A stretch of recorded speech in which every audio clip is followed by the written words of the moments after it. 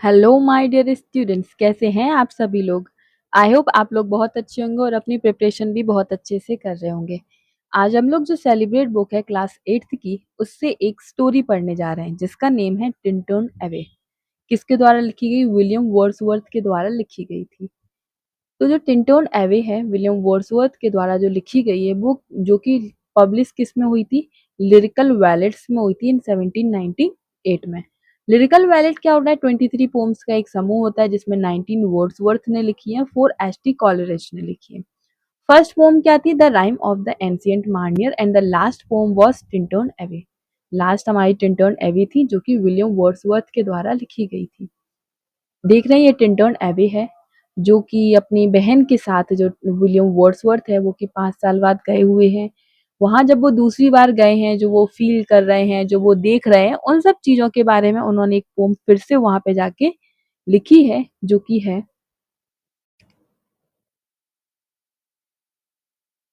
5 years have passed to 5 summers with the length of 5 long winters। मतलब 5 साल बीत गए हैं जिसमें 5 summers हैं, 5 long winters हैं। And again I hear these waters rolling from their mountain spring with a soft inland murmur। और मैं ये जो पानी है, जो बहता हुआ पानी है जिनकी आवाज मैं सुन रहा हूँ, वो माउंटेन और पहाड़ों के बीच से होता हुआ आ रहा है। Once again do I behold these steep and lofty cliffs। lofty cliffs का मतलब होता है निहारना। और मैं इन जो लंबी-लंबी चट्टानें हैं, उनको निहार सकता हूँ, देख सकता हूँ। That on a wild secluded scene impress thoughts more seclusion, more deep seclusion। मतलब ये जो माहौल है, जंगल है, पानी बह रहा है, चट्टानें हैं, पीसफुल एनवायरनमेंट है, इन सब चीज़ों को हैं जो भी मुझे सोचने पर मजबूर कर रही हैं, मुझे डेप्थ में सोचने का मजबूर कर रही हैं। जो हमारे जो वर्ड्सवर्थ है ना, वो थोड़ा नेचर के ज़्यादा करीब हैं, नेचर से बहुत ज़्यादा प्यार करते हैं। तो वो ऐसी जगह से घिरे हुए हैं जहाँ पे सभी जगह ग्रीनरी है, पीसफुल एनवायरनमेंट है, पहाड़ है, चट्टानें हैं, झरने हैं। तो इस वजह से जो हमारा नेचर है उस जो वर्ड्सवर्थ को मजबूर कर रहा है कि वो डेप्थ में इससे सोचे। And connect the landscape with the quite of the sky. और साथ में जो ऊंची ऊंची चट्टानें हैं जमीन को आसमान से जोड़ती हैं। मतलब वो कहना चाह रहे हैं कि जो चट्टानें इतनी ऊंची हैं कि वो जमीन को आसमान से जोड़ रही हैं। The day is come when I again repose here under this dark sycamore. मतलब वो दिन आ ही गया जहाँ ये साइकामोर पेड़ है उसके नीचे मैं बैठ के आराम करूंगा। And view this plots and cottage ground. और ये जो कॉटेज ग्राउंड्स हैं, जो मेरे चारों ओर ग्राउंड के चारों ओर कॉटेजेस हैं, प्लॉट्स हैं, इन सभी को देखूंगा, निहारूंगा।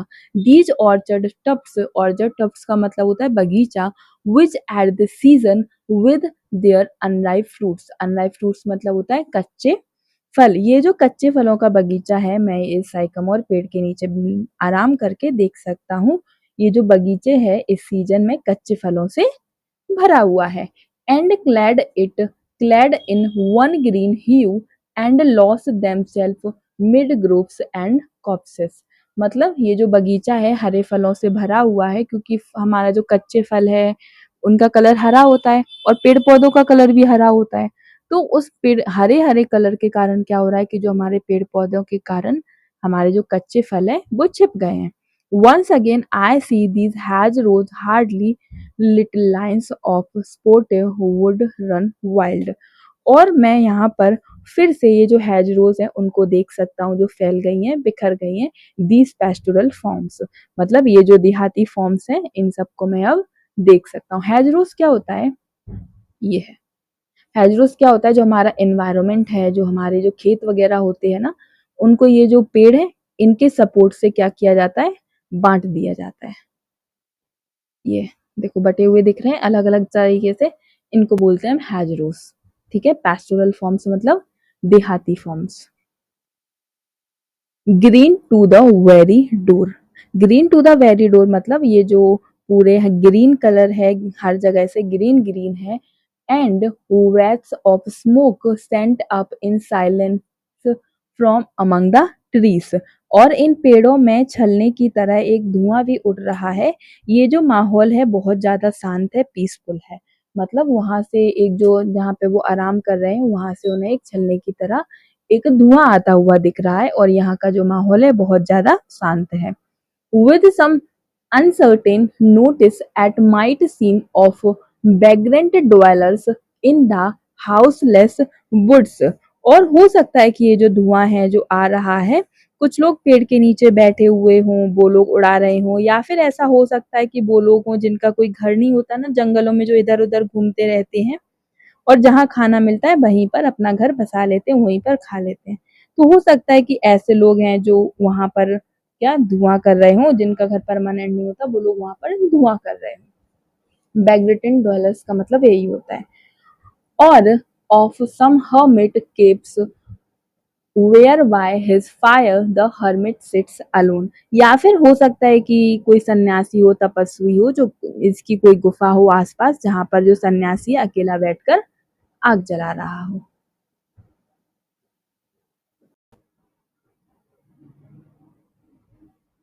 These beauteous forms, though through our long absence, have not been to me as is a landscape to a blind man's eye। इसका मतलब क्या हुआ, ये जो इतना खूबसूरत सीन है दिमाग में मैं इस तरह से बस गया था, जिस तरह से कोई आदमी जो सीन को देखते देखते अंधा हो जाता है, और अंधा होने तक मतलब उसके पहले जो वो चीजें देखता है जो याद रह जाती हैं उसे चीजें, तो वो कह रहे हैं कि जो हमारे वर्ड्सवर्थ है वो कह रहे हैं कि ये सीन इतना ज्यादा खूबसूरत है, दिमाग में इस तरह से बस गया है जैसे कोई आदमी सीन को देखते देखते अंधा हो जाता है। But oft it in lonely rooms and mid the din of towns and cities I have owned to them। और जब मैं शहर के वीरान कमरों में था, शोर शराबों के बीच में था, तब मैं इस सीन को याद करता था।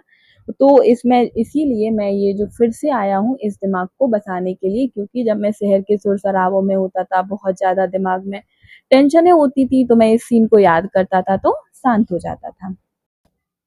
In hours of weariness, sensation sweet flat in the blood and felt along the hurt।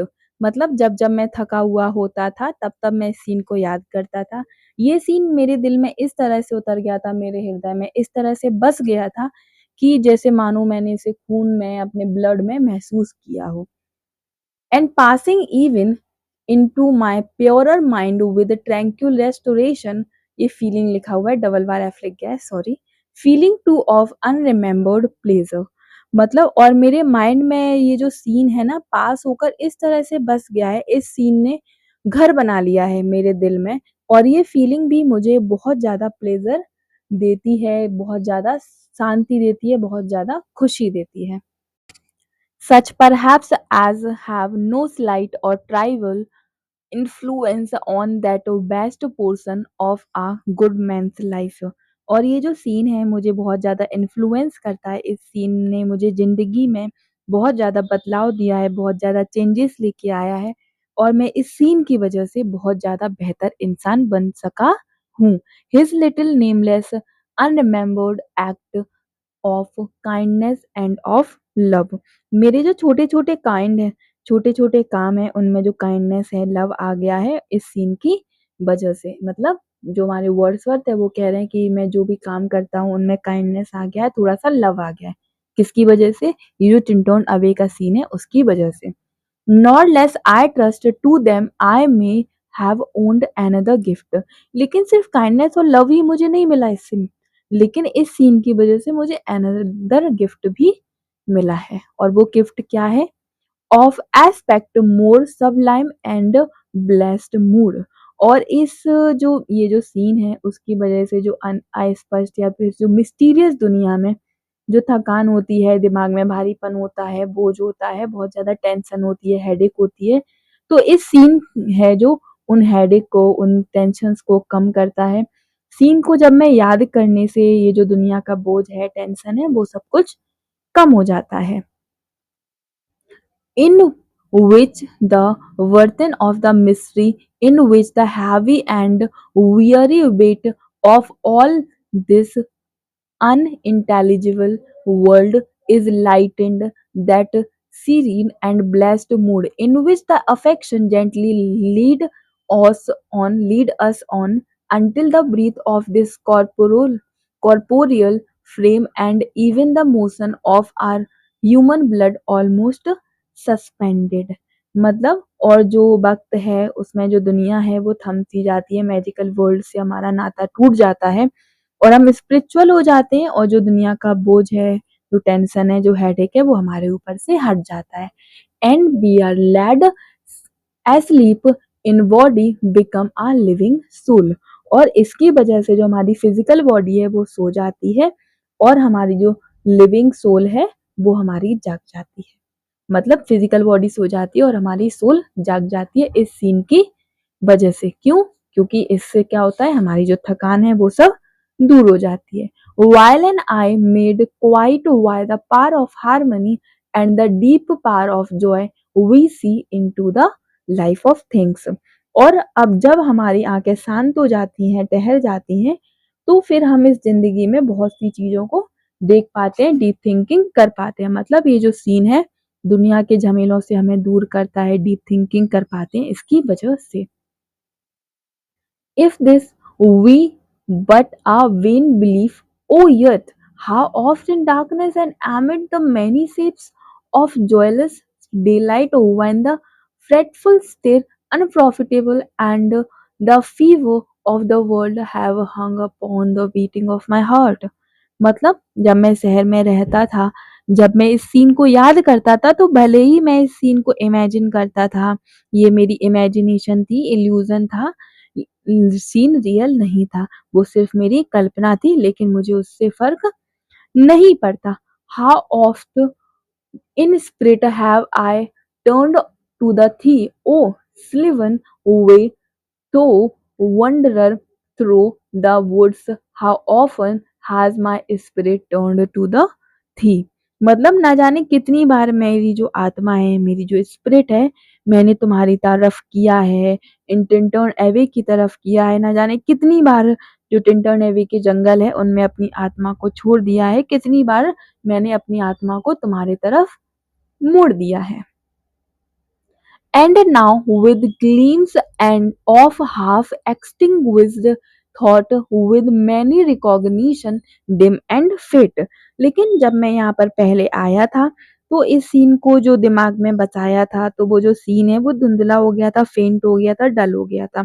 लेकिन अब मैं जब दोबारा यहाँ पर आया हूँ तो मेरी जो पुरानी यादें हैं वो ताजा हो गई हैं। ये जो सीन है वो मुझे याद आ गया है, जो सीन की फेंटनेस है, डलनेस है, वो सब खत्म हो गई है।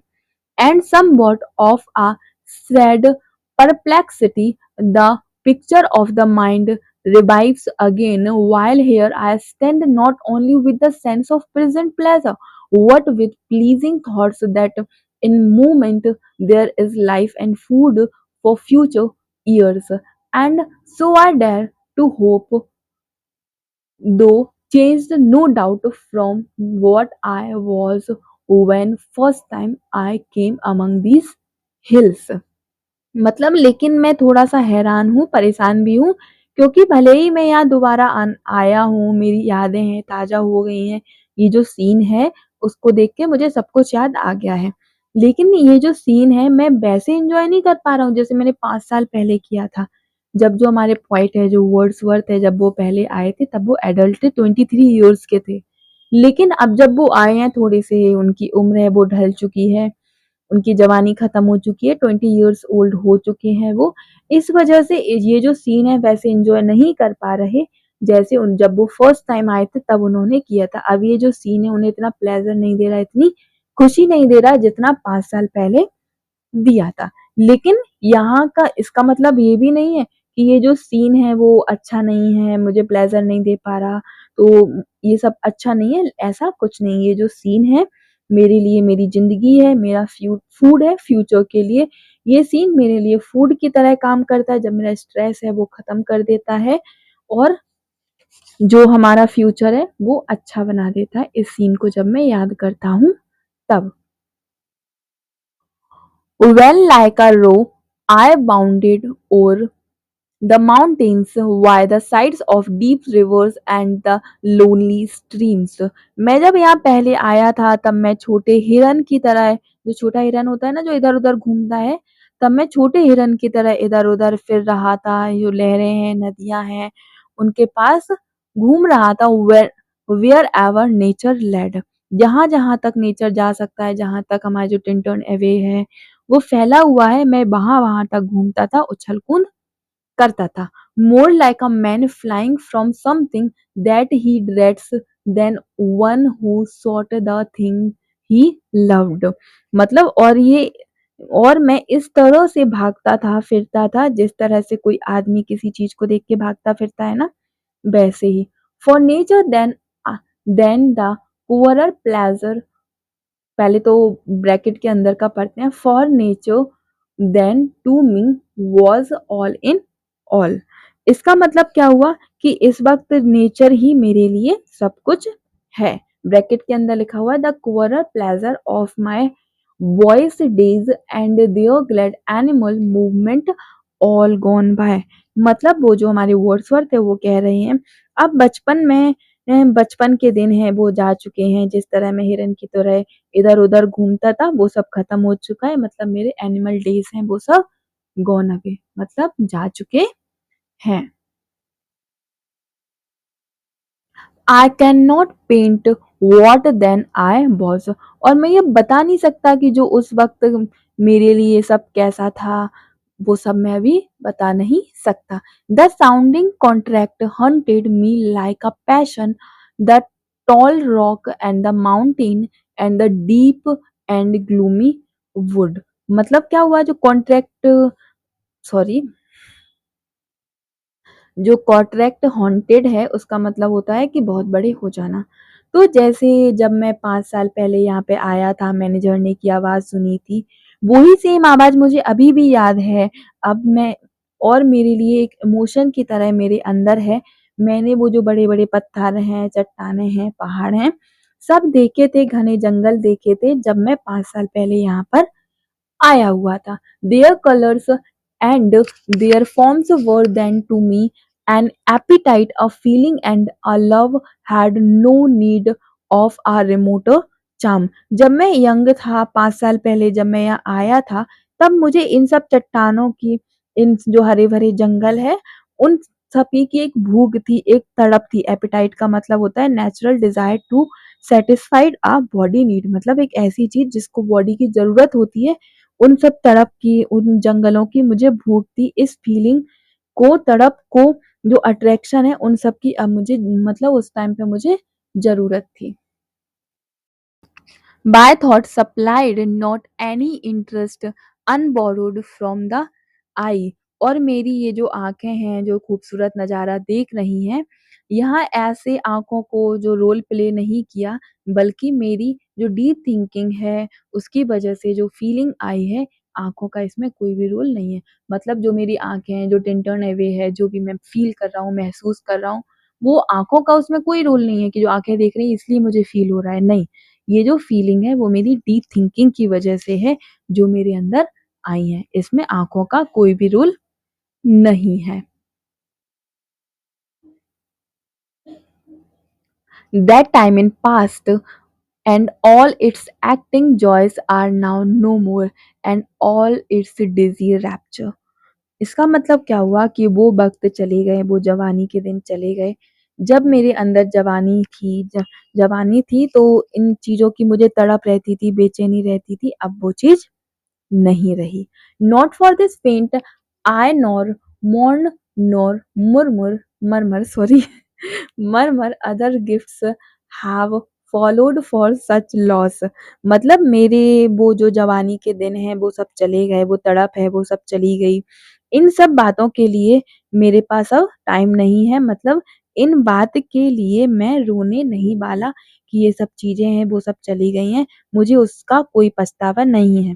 बल्कि उन दिनों को खोकर मैंने कुछ पाया है, कुछ लॉस के बदले बहुत सारे मुझे गिफ्ट मिले हुए हैं। I would believe abundant recompense, for I have learned to look on nature not as in the hour of thoughtless youth।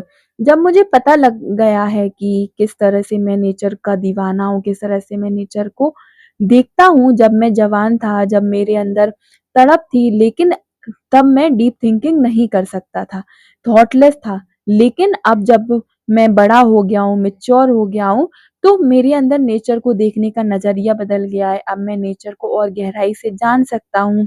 ये मुझे गिफ्ट मिला है अपनी तड़पन को छोड़कर, अपनी जो चीज़ें थी जिनको वो मैं तड़पता था इन सब चीज़ों को देखने के लिए, ये सब भले ही खो गया है लेकिन इसकी वजह से मुझे डीप थिंकिंग करने की का भी गिफ्ट मिला है।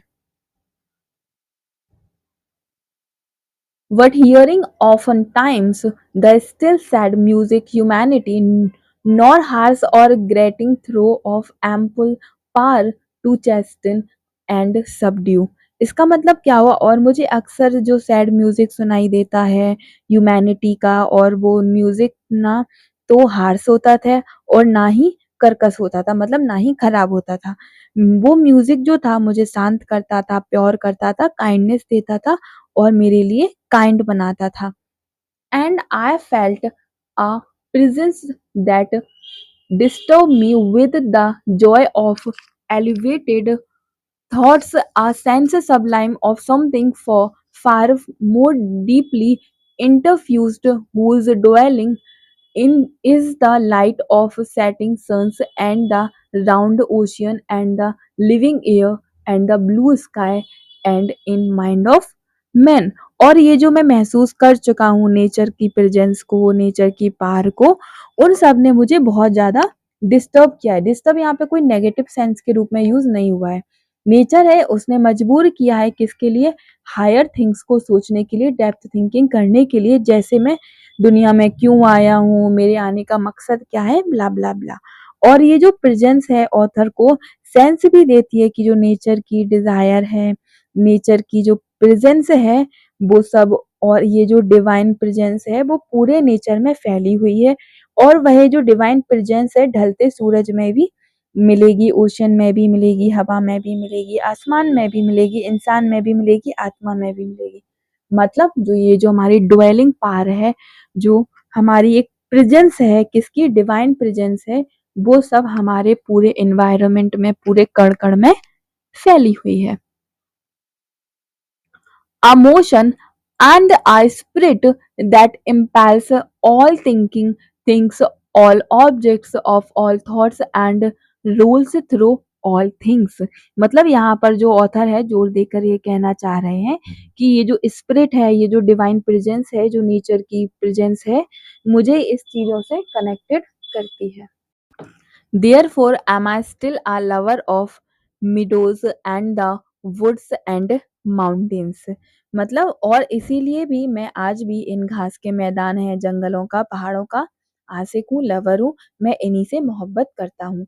And of all that we hold from this green earth, of all the mighty world of eye and ear, both what they half create and what perceive, well pleased to recognize in nature and the language of the sense. मतलब और ये जो हरी भरी दुनिया है, हम जिस जो दुनिया को देखते हैं, जो कुछ भी देखते हैं, कान सुनते हैं, सेंस करते हैं, महसूस करते हैं, इन सभी चीजों से मुझे प्यार है। The anchor of my purest thought.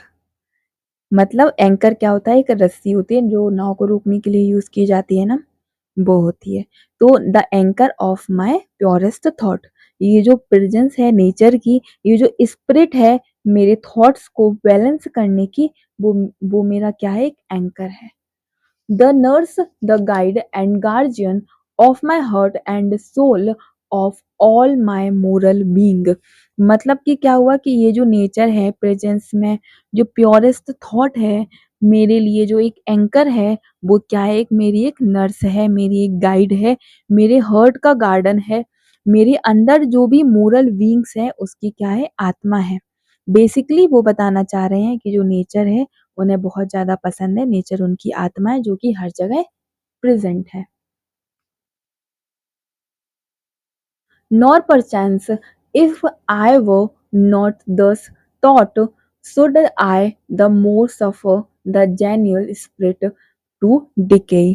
इसका मतलब क्या हुआ? अगर नेचर मुझे ये जो काइंडनेस है ये सब नहीं सिखाता, लव करना नहीं सिखाता, तो भी मैं अपने अंदर जो नेचुरल काइंडनेस है उसको खत्म नहीं होने देता। For thou art with me here upon the banks of this fair river, thou my dearest friend, my dear friend, and in the voice I catch the language of my former heart and read my former pleasure in the shooting light of my wild eyes। मतलब कि इसमें जो वर्डवर्थ हैं वो अपनी sister से बात कर रहे हैं और कह रहे हैं कि तुम एक जो खूबसूरत नदी के किनारे पर मेरे साथ में हो, मेरी प्यारी दोस्त, तुम यहाँ जो पहली बार यहाँ पर आई हो, तुम्हारी आवाज़ में, तुम्हारे रिएक्शन में मैं ये समझ सकता हूँ कि जब मैं पहली बार यहाँ पर आया था, तब मुझे कैसा फ़ील हुआ था। मतलब जिस तरह से तुम खुश हो, उसी तरह से जब मैं यहाँ पहली बार आया था, मैं भी उसी तरह से खुश था, ऐसा ही रिएक्शन दिया था। और तुम्हें देखकर मैं अपनी खुशी को देख कर अंदाज़ा लगा सकता हूँ। मतलब 5 साल पहले मुझे जो खुशी हुई थी, मैं उसका अंदाज़ा लगा सकता हूँ। मुझे भी इसी तरह से खुशी हो रही होगी जैसे तुम अभी फ़ील कर रही हो, वैसा मैं भी फ़ील पहली बार जब आया था, तब कर रहा था। और मैं अपने जो पुराने प्लेज़र हैं, उन सबको तुम्हारी जो वाइल्ड आइज़ है, उन सब से महसूस कर सकता हूँ, उन सब से देख सकता हूँ। Oh, yet I little while may I behold in thee what I was once, my dear sister। मतलब तो मैं क्या थोड़ी देर तुम्हारी जो अंदर देख सकता हूँ, तुम्हारी आँखों में देख सकता हूँ मेरी प्यारी बहन, ताकि मैं पता लगा सकूँ कि तुम कैसा महसूस कर रही हो, जो मैं 5 साल पहले महसूस कर रहा था। यहाँ पर आने के बाद मेरा क्या रिएक्शन था उस टाइम पर, मैं वो सब चीज़ें देखना चाहता हूँ। And this prayer I make, और मैं यही प्रेयर करता हूँ कि मैं ऐसे ही खुद को तुम में देख सकता हूँ। Knowing that nature never did betray the heart that loved her. मतलब मैं ये जानता हूँ कि नेचर में कभी भी मुझे धोखा नहीं दिया, कभी मैंने जो भी दिल से चाहा वो सब मुझे मिला। दिस हर प्रिविलेज, इसका मतलब क्या हुआ, और ये जो नेचर है इसकी खास बात है, जो भी नेचर को प्यार करता है वो उसको धोखा कभी नहीं देता। Through all years of this our life to lead from joy to joy, और हमारी जो जिंदगी है, नेचर हमें एक खास याद, खास खुशी देती रहती है। For she can inform that the mind that is within us so impressed with quietness and beauty and so feed with lofty thoughts. और ये जो नेचर है ना, वो तुम्हारे माइंड को शांत करता है, बहुत जो खूबसूरत होता है, और जो तुम्हारे जो महान थॉट्स हैं उन सब के बारे में सोचता है। जो गहरे थॉट्स होते हैं, जो हमें वो जो देते हैं जो नेचर, उन सब के बारे में सोचने पर मजबूर करता है। लॉफ्टी थॉट्स का मतलब क्या होता है, एक महान विचार। तो ये जो ग्रीनरी है, ये जो हमारा सीन है, वो सब हमें महान विचार भी देता है। that neither that neither evil tongues rush judgment, nor the sneers of selfish men, nor greeting where no kindness is, nor all the dreary intercourse of daily life. और जो ये नेचर हमें जो ईविल टंग मतलब जो खराब टंग है, यानी जो कड़वी जुबान है, उन सबसे बचाता है।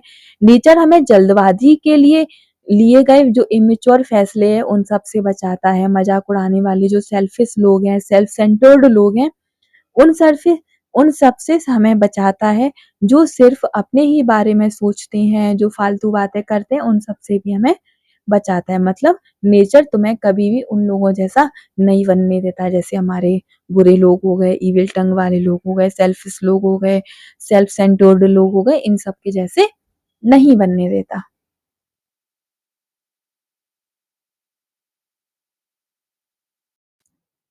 Shall error prevail against us or disturb our cheerful faith? और ये जो सब चीज़ें हैं, जो कड़वी ज़ुबान, फालतू लोग, घमंडी लोग, ये सब हमारे जो cheerful faith है, उन सबको क्या करते हैं, डिस्टर्ब करते हैं।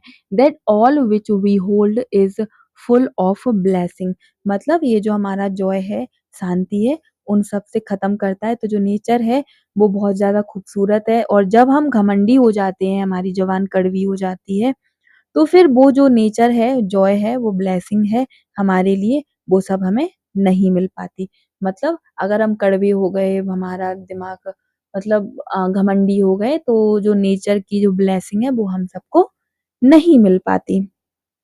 नेचर का ब्ले मतलब क्या हुआ कि जो नेचर है वो हमारा ब्लेसिंग से भरा हुआ है, लेकिन ब्लेसिंग से बचने के लिए हमें क्या करना पड़ेगा मतलब जो ब्लेसिंग है उससे बचने के लिए हमें इन सब चीज़ों से बचना पड़ेगा। तभी हमें उनकी ब्लेसिंग मिलेगी, नेचर की ब्लेसिंग मिलेगी जब हम इन सब चीज़ों से बच के रह पाएँगे। Therefore let the moon shines on the in the solitary walk and let the misty mountain winds be free to blow against thee। और अब जो वर्ड्सवर्थ हैं वो अपनी बहन को एक एडवाइस दे रहे हैं जो उन्होंने एक्सपीरियंस किया था 5 इयर्स पहले जो फील किया था वो एक्सपीरियंस अपनी वो बहन के साथ शेयर करेंगे आगे। तो उससे वो कहेंगे कि शायद जो 5 साल पहले जो भी उन्होंने फील किया था, जो भी उन्होंने महसूस किया था, उन सब के बारे में अब वो बात करेंगे। तो इसमें यही लिखा हुआ है therefore let the moon shine और thee in in thee solitary walk and let the misty mountain winds the free to blow against thee. मतलब रात में जब चांद तुम्हारे ऊपर चमक रहा होगा, जब तुम अकेले पर जाना चाहिए, जो पहाड़ों में जो धुंधली हवा है और जो हवा हमारे जिस्म से उसे टकराने दो, उसे फील करने दो, क्योंकि जब तक तुम फील नहीं करोगी नेचर को नहीं समझ पाओगी। And in after years, when these wild ecstasies, I think ये स्पेलिंग गलत लिखी हुई है, shall be matured into a sober pleasure। इसका मतलब क्या हुआ और जब मैं ये सब तुम करोगी, जब ये चीजें हैं जो फील करोगी, जो मैं 5 साल पहले कर चुका हूँ, जो प्लेजर बाद में जाकर जो सोबर प्लेजर बन जाएगा। ये जो प्लेजर जो तुम फील करोगी वो सोबर प्लेजर बन जाएगा, मतलब कि एक सेंसिबल प्लेजर बन जाएगा। क्योंकि जब हम ये फील करते हैं तो फील करने से क्या होता है, नेचर हमें ब्लेसिंग देता है और अच्छा इंसान बनाने में मजबूर करता है, काइंडनेस देता है, लव देता है। When the mind shall be a mention for all lovely forms। और जितनी भी जो लवली फॉर्म्स हैं, खूबसूरत चीजें हैं, उनका घर तुम्हारा माइंड बन जाएगा, यानी तुम्हारा माइंड खूबसूरत चीजों से भर जाएगा। The memory be as a dwelling place for all sweet sounds and harmonies। और ये जो सभी स्वीट साउंड्स हैं, हार्मनीज हैं, इन सब का घर तुम्हारी मेमोरीज में बन जाएगा। Oh then I if solitude or fear or pain or grief should be the portion with what healing thoughts of tender joy with to remember me and these my exhaustion। इसका मतलब क्या हुआ कि और ये जो अकेलापन है, दर्द है, डर है, दुख है, तुम्हारी जिंदगी का जो हिस्सा बन जाएगा। और फिर जब तुम इन चीजों को जो हीलिंग थॉट्स हैं, जब इन सबको याद करोगी, तो तुम्हारी ये जो शांति है वो चली जाएगी, मतलब सॉरी शांति आ जाएगी जब इन सब चीजों को याद करोगी। हीलिंग थॉट्स का मतलब होता है हमारी एक जो मेमोरी है। तो इस लाइन का मतलब यही हुआ कि जब तुम अकेले दर्द में होगी, दुख में होगी, जब इन सब चीजों को याद करोगी, तो सब तुम्हारा जो माइंड है वो सब शांत हो जाएगा। ये जो हमारे वर्ड्सवर्थ है, उन्होंने एक लिखी हुई है जिसको मैं एक बार सारा पढ़ के और इसका एक मेन आइडिया, एक मेन समरी बता देती हूँ। Nor perchance if I should be where I no more can hear the voice, no catch from the wild eyes of these gleams of past existence, wilt thou then forget that on the banks of this delightful stream we stood together, and that I so long a worshipper of nature came unwearied in that service, rather say with warmer love, oh, with far deeper zeal of holier love, nor wilt thou then forget that after many wandering, many years of absence, these steep woods of lofty cliffs का मतलब पता है ना, निहारना, and these green pastoral landscape, pastoral मतलब देहाती, were to me more dear both themself and for thee. इसमें मतलब वो जो हैं वो अपनी बहन से बोल रही हैं, वर्ड्सवर्थ अपनी बहन से बोल रहे हैं कि ऐसा नहीं हो सकता कि जो तुम ये चीज़ें हैं इन सबको अपनी यादों से भूल जाओ। अगर मैं तुम्हारी आवाज़ ना सुन पाऊँ, अगर मैं मर जाऊँ, तो फिर भी तुम्हारी ये जो नेचर है, ये जो मेमोरीज़ हैं, तुम्हारी आँखों में चमकती रहनी चाहिए। तुम्हारी मेमोरीज़ को मैं नहीं देख पाऊँ, तो क्या तुम इन मेमोरीज़ को भूल जाओगी क्या? तो जो वर्ड्सवर्थ है, जो हमारे यहाँ जो टिंटर्न अवे है, जो हमने खास वक़्त बेचारा यहाँ पे गुज़ारा है, उन सबको भूल जाओगी? ऐसा हो ही नहीं सकता। किस तरह से किसी तरह से इस डिलाइटफुल जो हमारा मंज़र है, डिलाइटफुल रिवर है, उसके किनारे हैं, माउंटेन्स है, क्या खड़े थे कि हम कैसे खड़े थे, कैसे हम जो नेचर है वो हमें कितना पसंद आया था, तुम्हारे साथ मैं यहाँ पर आया था। तुम ये मेमोरीज़ को भूल ही नहीं सकती। तुम भूल ही नहीं पाओगी ये जो वंडरिंग मीन्स होता है जो घूमना-फिरना, जो हमने यहाँ पे घूमना-फिरना किया, वुड्स हैं, जंगल हैं, ऊँची चट्टानें हैं, ग्रीन पैस्टोरल्स हैं, तुम इन सब चीज़ों को कभी भूल ही नहीं सकती। तो मेरे लिए जो मेरे लिए तुम्हारे लिए है, वो सब दोनों प्यारा है। मतलब जो मेरे लिए प्यारा है, वही तुम्हारे लिए भी प्यारा होगा। काइंडनेस है, लव है। मतलब ये जो स्टोरी है, जो टिंटन एवे ने लिखी है, सॉरी टिंटन एबे पर जो वर्ड्सवर्थ ने लिखी है, इसका अगर हम मेन टाइटल, मेन समरी या मोरल ऑफ द स्टोरी जानने की कोशिश करें, तो सिर्फ यही है कि अगर जब आप नेचर को जब अच्छी-अच्छी चीज़ों को फ़ील करते हो, तो हमारे अंदर पॉज़िटिविटी। आई होप आप लोगों को जो भी स्टोरी है टिंटन एबी की समझ आई होगी। अगर समझ आई है तो please like, subscribe and share my channel. अपने दोस्तों को भी कर दो और लोगों का भी भला हो जाएगा, थोड़ा-सा मार्क्स वार्क्स आ जाएँगे, पास हो जाएँगे, है ना? आई थिंक आज अभी आप लोगों के टर्म्स के एग्ज़ाम आ रहे होंगे। अच्छा स्कोर करना, बहुत अच्छा स्कोर करना। और अगर कोई भी डाउट रहता है, कोई भी अगर स्टोरी समझ नहीं आती, तो मेरे को कमेंट किया करो। कोई भी सब्जेक्ट रिलेटेड कुछ भी अगर समझना है, मैं उसके रिगार्डिंग डेफ़िनिटली ट्राई करूँगी वीडियोज़ बनाने की। Thank you for watching.